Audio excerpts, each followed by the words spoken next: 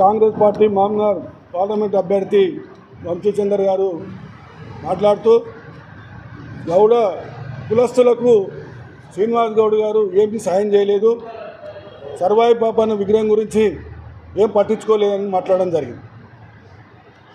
ఆయన అవివేకానికి నిదర్శనం. ఇవాళ ముఖ్య ఎక్సైజ్ మినిస్టర్ శ్రీనివాస్ గౌడ్ గారు ఆయన డిఓ లెటర్ మీద మినిస్టర్ గారు సీఎం గారికి డిఓ లెటర్ను ఫార్వర్డ్ చేస్తూ 3 కోట్ల రూపాయలు ట్యాంకు బండ్ మీద సర్వాయి పాపన్న విగ్రహాన్ని 3 కోట్లు మంజూరు చేసినందుకు జివో ఇవాళ రిఫరెన్స్లో శ్రీనివాస్ గౌడ్ డిఓ లెటర్ ద్వారా మంజూరు చేసినట్లు ఇవాళ జివో ఉంది. అదేవిధంగా ఇవాళ గతంలో సర్వాయి పాపన్న అంటే ఎవరు ఎక్కడ కూడా సర్వాయి పాపన్న ఆనవాళ్ళు లేకుండా చేసిన గతంలో తెలంగాణ ప్రభుత్వం ఏర్పడిన తర్వాత కేసీఆర్ ముఖ్యమంత్రి అయిన తర్వాత ఆ రోజు కిలా షాపూర్ అనేది కోట, ఆ కోటకు శ్రీనివాస్ గౌడ్ గారు వెళ్ళి అక్కడ విజిట్ చేసి కోటకు 2,50,00,000 రూపాయలతోటి మంజూరు చేసి ఆ జియో కాపీ కూడా ఇక్కడ జియో కాపీ కూడా ఇక్కడ మనకి శాంక్షన్ అయినట్టు ప్రొసీడింగ్ కూడా ఉంది.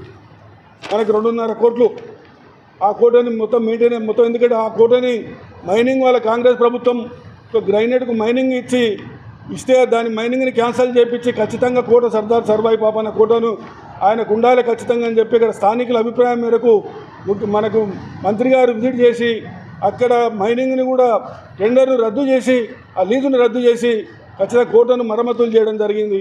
ఇవాళ శ్రీనివాస్ గౌడ్ నీవు ఏఐసి లీడర్ అని చెప్పుకుంటావు, ఒక పార్లమెంట్ అభ్యర్థి అని చెప్పుకుంటావు, కనీస అవగాహన లేకుండా నీవు ఢిల్లీ స్థాయి లీడర్ అంటావు, కానీ ఇలా గల్లీ స్థాయిలో నీ మాటలు మాట్లాడుతుంటే గల్లీ స్థాయిలో ఉన్నాయి. ఈరోజు అధికారికంగా సర్వాయి పాపన్న సర్దార్ సర్వాయి పాపన్నది సాకల ఐలమ్మ కానీ కుమ్రం భీమ్ కానీ ప్రతి ఒక్కరు కూడా ఇవాళ తెలంగాణ ప్రభుత్వం వచ్చినాక వర్ధంతులు జయంతులు అధికారికంగా నిర్వహిస్తున్నామంటే అది కేసీఆర్ పుణ్యం. ఇవాళ నువ్వు మాట్లాడిన మాటలు మాట్లాడుతుంటే ఎంత విచిత్రంగా ఉన్నాయంటే ఇవాళ గౌడ కులస్తులకు ఎన్ని రకాలుగా ఇవాళ మామ్నార్లో ఇవాళ గ్రీన్ బెల్ట్లో పద్మావతి కాలనీలో కూడా ఇవాళ సర్వాయి పాపన్న విగ్రహాలు అన్ని కులాలకు సంబంధించిన విగ్రహాలను కూడా శ్రీనివాస్ గౌడ్ పెట్టడం జరిగింది. ఇవాళ శ్రీనివాస్ గౌడ్ పాపన్న విగ్రహం గురించి ప్రయత్నం చేయలే అంటాడు. మళ్ళీ జీవో చూడు, నువ్వు పార్లమెంట్ అభ్యర్థి అని ఏ విధంగా నిలబడతావు? కనీస అవగాహన లేకుండా మాట్లాడుతావుగా. పార్లమెంట్ అభ్యర్థి ఉంటే మాట్లాడినప్పుడు ఆచితూచి మాట్లాడాలి. మేము అధికారికంగా ఇవాళ జయంతి వర్ధంతి కార్యక్రమాలన్నీ అధికారికంగా 10 లక్షల రూపాయలు మంజూరు చేసి అధికారికంగా ఇవాళ చేసిన ఘనత శ్రీనివాస్ గౌడ్. ఈరోజు నీరా ప్లాంట్ మామ్నార్ హైదరాబాద్లో నడిపడుతున్న జల విహార్లో ఇవాళ మన అక్కడ 12 కోట్లతోటి ఇవాళ నీరా కేఫ్ను పెట్టి ఇవాళ గౌడ కులస్తులే నీరే నమ్ముకునే విధంగా ఇవాళ అక్కడ ప్లాంట్ను ఏర్పాటు చేయడం జరిగింది.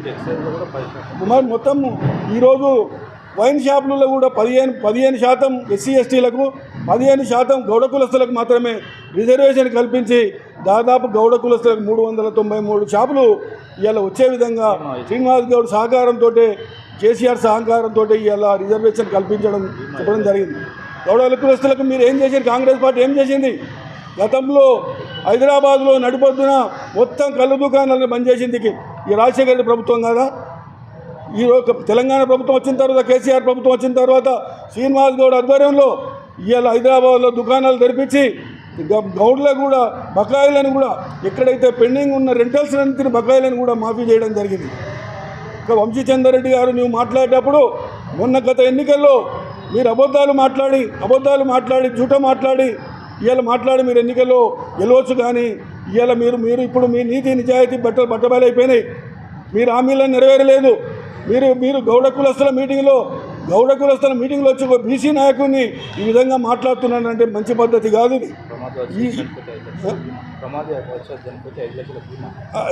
మనకు ఎక్స్గ్రేషియా గతంలో గీతా కార్మికుడు చనిపోతే ఎక్స్గ్రేషియా లేకుండే, కానీ మన శ్రీనివాస్ గౌడ్ గారు ఎక్సైజ్ మినిస్టర్ ఉన్న తర్వాత 5 లక్షలు వెంబడే చనిపోయిన వెంబడే వాళ్ళ అకౌంట్లో వేసే విధంగా కూడా మన జీవోలు కూడా షూట్ చేయడం జరిగింది. ఎన్నో కార్యక్రమాలు ఇవాళ గౌడ కులస్తులకు అన్ని రంగాల గతంలో వేధింపులు ఉండేటివి. ఇవాళ గౌడ కులస్తులు మామూలు చేసుకోవాలంటేనే వేధింపులు ఉండేది, వైన్సులలో వేధింపులు ఉండేది. కానీ తెలంగాణ ప్రభుత్వంలో స్వేచ్ఛనియడం జరిగింది. ప్రతి ఒక్క గీతా కార్మికులు కళ్ళు అమ్ముకునే విధంగా ఎన్నో అన్నిటికీ పూర్తి సహకారం శ్రీనివాస్ గౌడ్ చేయడం జరిగింది. ఇవాళ నీవు మాట్లాడుతున్నావు, నీవు మాట్లాడే మాటలకు అర్థం లేదు, పడటం లేదు. ఇవాళ నీవు మాట్లాడితే మాట్లాడు, 2 లక్షల రుణమాఫీ ఎక్కడ ఉంది? మీ హామీలన్నీ ఒక్కటి కూడా నెరవేరలేదు. చిన్న చిన్న వాళ్ళు ఫ్రీ బస్ అని, లేకుంటే సిలిండర్ అని, ఆ సిలిండర్ కోరీలు. మళ్ళీ ఎలక్షన్ నోటిఫికేషన్ జియో కోడ్ వచ్చింది, మీరు అమలు చేస్తామంటారు. ఏ విధంగా అమలు చేస్తారు? మీరు ఒక ఎంపీ అభ్యర్థిగా నీకు ఏమాత్రం అవగాహన ఉంటే నీవు ఉండు. నీవు పార్లమెంట్లో ఎంపీగా నిలబడుతున్నా, నీవు చేస్తా. నేను నా పార్లమెంట్ నియోజకవర్గానికి నేను ఇవి చేసుకొస్తా. నేను హామీలు నేను చెప్పాలి. కానీ ఇవాళ శ్రీనివాస్ గౌడ్ని టార్గెట్ చేసుకొని మాట్లాడడం మంచి పద్ధతి కాదు. శ్రీనివాస్ గౌడ్ మంత్రిగా ఉన్నప్పుడు గౌడ కులస్తులకు చేసినంత గతంలో ఎవరు చేయలేదు. గతంలో ఎక్సైజ్ మినిస్టర్ అంటే వేరే కులస్తులు ఉంటుంది. వేరే ఉమ్మడి ఆంధ్రప్రదేశ్లో ఒక్క గౌడు కూడా ఎక్సైజ్ మినిస్టర్ కాలేదు. కేసీఆర్ వచ్చిన తర్వాతనే గౌడుల బాధలు, గౌడుల కష్టాలు గౌడులకే తెలుస్తుంది. కాబట్టి ఖచ్చితంగా ఎక్సైజ్ శాఖని గౌడులకే ఇచ్చి గౌడులకు న్యాయం చేసే విధంగా ఇలా కార్యక్రమాలు చేస్తున్నారు. నీవు ఒక ఎంపీ స్థాయిలో నీవు మాట్లాడే స్థాయి, నీవు ఒక ఢిల్లీ స్థాయి కాదు, గల్లీ స్థాయిలో మాట్లాడుతున్నావు. మాట్లాడే ధోరణి మార్చుకోవాలి. శ్రీనివాస్ గౌడ్ ఎప్పుడు కూడా ఆయన అన్ని కులస్తుల విషయంలో, గౌడ కులస్తుల విషయంలో కానీ అన్ని కులస్తుల విషయంలో ఇవాళ కోకాపేటలో 5 ఎకరాల స్థలము 5 కోట్లతోటి ఇవాళ కేసీఆర్ గారు మంజూరు చేయడానికి, ఆ మంజూరు కావడానికి కూడా కారణం శ్రీనివాస్ గౌడే. ఇలా ఎన్ని ఆత్మగౌరవ భవనాలు అన్ని కులాలకు ఏ విధంగా ఇచ్చారో గౌడ కులస్తులకు కూడా శ్రీనివాస్ గౌడ్ ఆధ్వర్యంలో అక్కడ కోకాపేటలో 5 కోట్లతోటి గౌడ భవన్ కూడా నిర్మించుకుంటున్నాం. ఇక్కడ మామూలు మనకు గౌడ కులస్తులకు కూడా ఇక్కడ కూడా గౌడ భవన్ 3 కోట్ల రూపాయలు కూడా మంజూరు చేయడం మన జియో కాపీ ఉన్నది మనకి. ఇవాళ అన్ని రకాలుగా చేస్తుంటే ఏదో ఒకటి అబద్ధాలు మాట్లాడడం. మీకు పని చేత కాదు, హామీలు నెరవేర్చడానికి మీ నుండి కాదు.